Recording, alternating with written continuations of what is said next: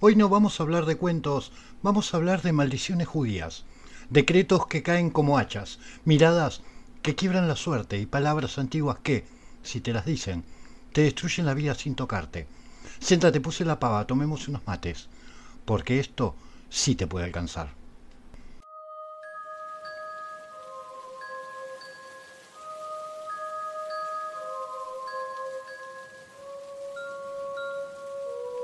Bienvenidos, esto es Relatos de Punta Lara. Empecemos este video con un relato que me envió Jorge, un viejo conocido de Punta Lara, y dice literalmente así. Punta Lara siempre tuvo ese magnetismo raro que mezcla calma, viento frío y una tensión en el aire que uno no sabe explicar. Yo, que camino a la playa desde hace años para despejarme, siempre pensé que no había nada que pudiera sorprenderme a esta altura. Hasta aquella tarde gris. Eran casi las 6. El sol apenas asomaba entre nubes gruesas y la marea que había dejado fragmentos de ramas y algas sobre la arena húmeda. Ahí, a unos metros, vi a un hombre caminando lento, apoyado en un bastón de madera oscura. Parecía extranjero, barba blanca, traje viejo, abrigo largo, como esos ancianos que uno imagina en las historias de Europa del Este. Tenía un sombrero que el viento intentaba arrancarle. Lo saludé por cortesía. Lo que nunca supe es que ese gesto iba a desencadenar algo que todavía hoy me pesa. El anciano se detuvo, me miró como si ya me conociera y con un acento áspero me preguntó: ¿este es tu camino? Le respondí que sí, que siempre caminaba por la playa para despejar la cabeza. Él frunció los labios y clavó la mirada en mis ojos, como si estuviera revisando algo dentro mío.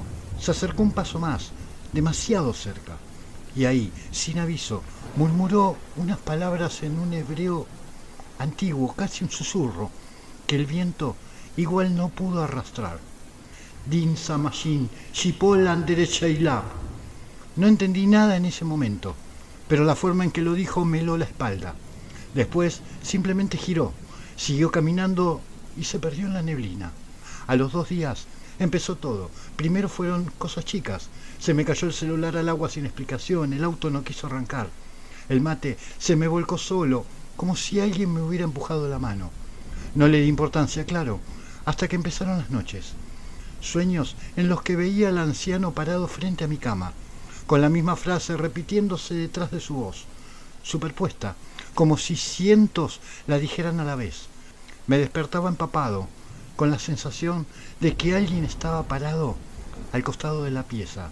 A la semana exacta perdí un trabajo que estaba casi asegurado. A mi mujer le aparecieron unas manchas en las plantas, como si algo hubiera marchitado la casa desde adentro. Una mañana amanecieron los vidrios del auto marcados con trazos de sal, como símbolos que no reconocía. Cuando ya no daba más, le conté a un vecino. Él, con cara seria, me dijo: «Che, ¿vos sabés lo que te dijo ese tipo? Eso es viejo, viejo pero posta viejo. Es una especie de juicio del cielo. No es un insulto, es peor. Es como si te declararan culpable sin escucharte». Las palabras se me clavaron en el estómago, volví a la playa, necesitaba encontrarlo, encararlo, pedirle explicaciones. Caminé durante horas, día tras día, nada, hasta que una noche de luna finita lo vi, parado exactamente en el mismo lugar, como si nunca se hubiese movido. Me acerqué. No me costaba respirar por el viento, me costaba por el miedo. «¿Qué me hiciste?», le grité. El anciano se giró lento, como si hubiera sabido que iba a volver. Me miró con esa mezcla rara de compasión y dureza y dijo: «No maldije tu vida, solo dije lo que vi en tu camino». Me quedé helado. «¿Qué viste?», susurré. «Que tu destino está torcido y que vos lo dejaste así mucho antes de cruzarme». Después levantó el bastón, marcó un círculo en la arena y dijo otra frase en hebreo. Esta vez la sentí como un golpe en el pecho. Cuando levanté la vista ya no estaba. Desde esa noche la mala racha paró, pero el sueño sigue igual. Cada tanto, cuando la marea baja y la playa queda en silencio, escucho esa frase de nuevo, como un eco lejano. Din Yamashin. El juicio sigue su curso. El edificio de la calle San Martín nunca había sido un lugar particularmente llamativo, viejo, de pasillos angostos, con una iluminación que parpadeaba desde hacía años, sin que la administración la arreglara. Los vecinos vivían sus rutinas en silencio, cada uno encerrado en su propio mundo, hasta que llegó Julián, un tipo tranquilo, separado, que solo quería un lugar para empezar de nuevo. Al principio el 48 parecía perfecto, barato, amplio y con una buena vista a la Rambla, pero la dueña le entregó la llave con una frase que después entendería demasiado bien. Si escucha ruidos, no se preocupe. El edificio es así. Julián creyó que le hablaba de las cañerías. No imaginó que se refería a otra cosa. La primera semana fue normal, excepto por la mesa. Una mesa vieja de madera pesada que estaba en el living cuando él llegó. La dueña le dijo que podía usarla, que formaba parte del departamento desde siempre. Julián pensó en tirarla, pero estaba tan firme y bien hecha que decidió dejarla ahí. La segunda semana empezaron los detalles, cosas insignificantes que uno suele ignorar para no parecer paranoico. La radio que se encendía sola a bajo volumen, la puerta del baño que amanecía abierta, pequeñas sombras cruzando el pasillo cuando él estaba medio dormido. Una noche, mientras trabajaba en la computadora, escuchó un golpe seco. Todos los sonidos del edificio eran apagados, sordos. Pero ese no. Era como si alguien hubiera apoyado la palma entera de una mano sobre la mesa del living. Cuando fue a ver, encontró 5 marcas hundidas en el polvo, alineadas como dedos. Julián pensó en ladrones, que un vecino se había metido, en cualquier cosa lógica, pero no había ventanas abiertas ni puertas forzadas, así que lo dejó pasar. El verdadero problema empezó cuando a los otros vecinos les dio por decirle cosas raras. ¿Vos sos el del 48? Le dijo la señora del cuarto A sin saludarlo. ¿Dormís bien?, preguntó el del 30 la misma tarde. Si escuchás que se mueve algo, no respondas antes de cerrar la puerta de golpe. Julián fingió no preocuparse, pero una parte de él ya estaba inquieta. Empezó a tener sueños extraños, todos iguales. Él, sentado a la mesa del living con una figura tras suyo, alta, delgada, pegada a su espalda, respirando lento. En el sueño nunca miraba hacia atrás, pero sabía que la figura tenía la boca pegada a su oreja y le hablaba en un idioma que él no entendía. Los sueños se hicieron tan frecuentes que empezó a tener miedo de quedarse dormido. Una noche de tormenta fue el quiebre. El viento golpeaba las ventanas y los relámpagos iluminaban el living con destellos blancos. Julián bajó a buscar un vaso con agua y al pasar vio algo que lo detuvo en seco. La mesa se estaba moviendo. No un temblor, no un ruido. Moviéndose, avanzando muy lentamente, como arrastrada por alguien invisible. Lo peor fue que, con un rayo, vio una sombra sentada en la cabecera, perfectamente quieta, como esperando que él se acercara. Julián retrocedió, tropezó con una caja y cayó al suelo. La mesa se detuvo, la sombra también. A la mañana siguiente fue directo al cuarto A y golpeó la puerta. La señora lo miró preocupada, como si hubiera esperado ese momento. ¿Vos trajiste algo?, le dijo. Eso no estaba así desde el anterior. Julián tragó saliva. ¿Qué anterior? La mujer respiró profundo, como aceptando que ya no podía callarlo. Ese departamento tuvo un inquilino judío, muy mayor. Se murió ahí, en esa mesa. Dicen que estaba lleno de rencor, que no quiso irse, que quedó pegado. La señora hizo comillas en el aire. Como un dibuk.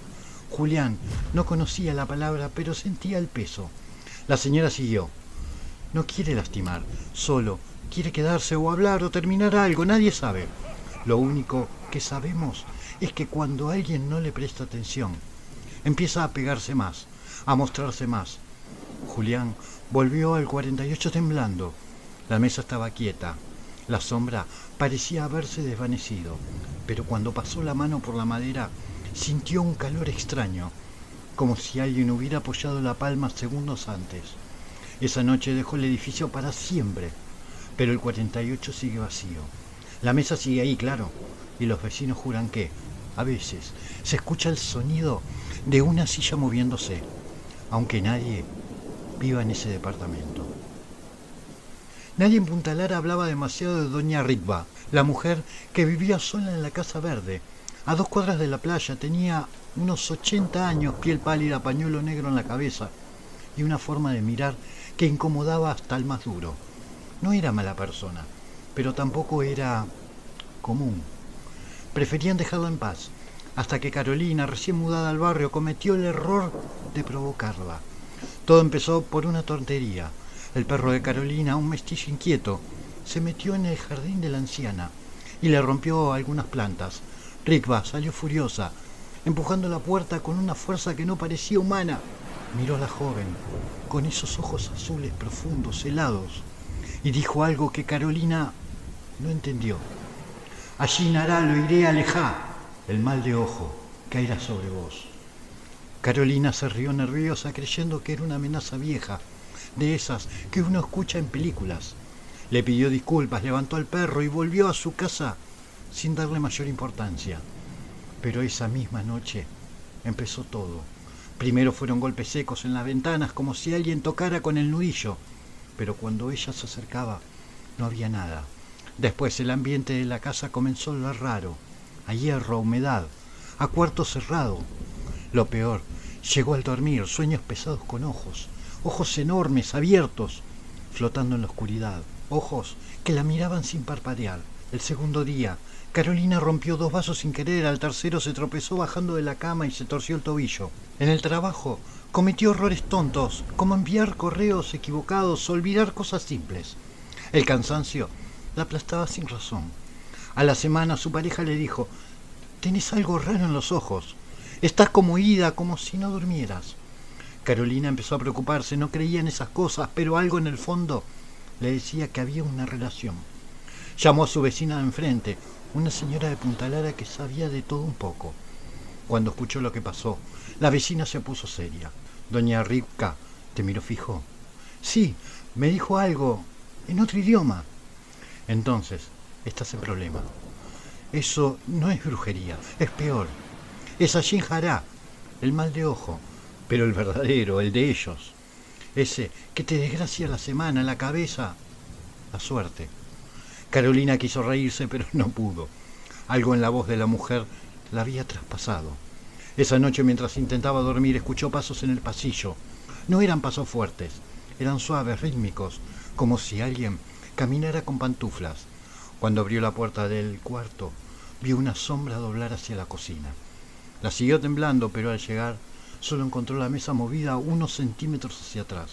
Al día siguiente, las plantas del jardín amanecieron quemadas, como si una helada repentina hubiese caído solo sobre su patio. Los focos empezaron a reventarse uno por uno. El perro se negaba a entrar a la casa y pasaba las noches llorando en la puerta. Desesperada, Carolina decidió hablar con Ripka. Caminó hasta la Casa Verde con el tobillo vendado y la voz temblorosa. Golpeó. La anciana abrió muy despacio. Necesito que deshaga lo que hizo», suplicó la joven. Ripka la observó sin parpadear. Después, como si viera algo encima de Carolina, alzó la ceja y dijo: «No te maldije, solo te miré. El ojo hace lo que vos dejaste entrar». Carolina no entendió, por supuesto. La anciana levantó una mano arrugada y la señaló con un dedo tembloroso. «El Ajin Jará no nace conmigo, nace del miedo ajeno. Vos lo alimentaste». Luego cerró la puerta. Esa misma noche Carolina decidió mudarse. No llegó a cumplir un mes en Punta Lara. La casa sigue vacía. Y dicen que cada vez que alguien pasa frente a la Casa Verde, siente algo que los observa desde la ventana, como un ojo que nunca se cierra. En la zona de la vieja avenida Almirante Brown, cerca del bosque que separa Punta Lara de La Plata, se encontraba la casa de Manuel, un técnico de refrigeración que vivía solo desde hacía años. Trabajador, silencioso, metódico, nada parecía sobresalir de su vida, hasta que decidió comprar un mueble antiguo que encontró por Marketplace, Facebook. Era un gabinete de madera oscura, tallado con símbolos que él asumió que eran meramente decorativos. Los vendía un hombre que se notaba apurado por sacárselo de encima. Emanuel no preguntó demasiado, necesitaba un lugar donde guardar herramientas y el precio era bastante bueno. Error, error, error. Apenas el mueble entró en la casa, el ambiente se volvió más espeso. Emanuel lo sintió al instante como si algo invisible hubiera cruzado el umbral con él. No fue miedo ni frío, fue presencia. Como cuando alguien se para demasiado cerca, sin que lo veas, pero el cuerpo igual lo detecta. Los primeros días notó cosas insignificantes. Una herramienta que juraba haber dejado sobre la mesa aparecía dentro del gabinete. La linterna que siempre guardaba en las despensas estaba encendida dentro de un cajón. Pequeñas cosas que uno puede explicar con torpeza, olvido, cansancio. Pero Manuel no era olvidadizo ni descuidado. La segunda semana empezó a escuchar suspiros, no respiraciones, no voces, suspiros. Largos, dolorosos, como si vinieran de alguien que había llorado tanto que ya no le quedaban lágrimas. Los escuchaba al pasar por el living, siempre cerca del gabinete, nunca en otro lugar. Una madrugada despertó con la sensación de que alguien estaba sentado en el borde de la cama. No se animó a abrir los ojos. Cuando finalmente lo hizo, no vio a nadie, pero la cama seguía hundida. Emanuel, que no era supersticioso, decidió abrir el gabinete para revisarlo a fondo. Encontró un pequeño compartimento escondido detrás de una tabla floja. Dentro había una bolsita de tela con un papel arrugado. El texto estaba escrito en un hebreo torcido, casi desesperado. No lo entendía, pero la firma sí le llamó la atención. Un nombre, marcado con rabia, apretado con tinta. Jacob. Esa noche los suspiros se transformaron en golpes rítmicos, como si alguien tocara desde adentro del mueble. Emanuel retrocedió hasta la cocina temblando, mientras los golpes se hacían más intensos. Cuando finalmente reunió coraje y abrió las puertas, encontró las herramientas tiradas, como si alguien las hubiese arrojado desde adentro. Ahí fue la primera vez que lo vio. No era una figura sólida, era una silueta alta, amorfa, negra, que parecía hecha de humo. Los bordes vibraban como interferencia. Estaba parada al lado del gabinete, no avanzaba, no retrocedía. Solo estaba adherida. Emanuel sintió un nudo en la garganta. La figura inclinó la cabeza, como analizándolo. Y después, sin moverse, sin caminar, sin hacer ruido, se pegó a él. No como un ataque, como un peso que se te pega en la espalda, invisible, y te acompaña aunque no quieras. Desde ese día Emanuel empezó a cargar una tristeza profunda que no tenía explicación. Sus amigos notaron que caminaba más lento, que hablaba poco, que se quedaba mirando el vacío. Las luces de su casa parpadeaban cada vez que él entraba a su habitación, como si algo más entrara con él.